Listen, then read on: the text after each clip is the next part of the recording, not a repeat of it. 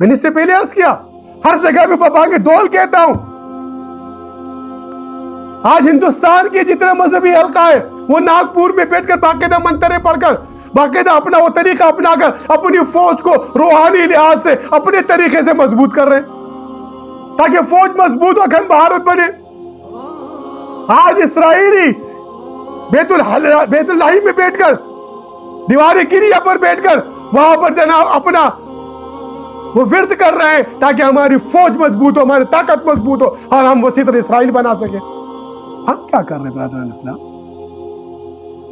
جن کا نبی مکمل نہیں، جن کا دین مکمل نہیں، جس رام راج کے لیے ہندو لگا ہوا ہے، وہ رام راج نبی کریم صلی اللہ علیہ وسلم کا غلام تھا، آپ کا عاشق تھا. آپ کے لیے اس نے کئی اپنے جناب اپنے درس میں اس کی کتاب بھی لکھا ہوا ہے. اٹھا کے دیکھیے ان کی کتابوں کو. علمان کی زندگی میں اس نے کیا کیا نہیں کہا. علمان کو نبی کریم صلی اللہ علیہ وسلم کتنا تعریف کرتا ہے. اور جہاں امت مسلم ہم کیا کریں ممبر محراب پر بیٹھ کر؟ خدا رس ٹکراؤ سے نکلی.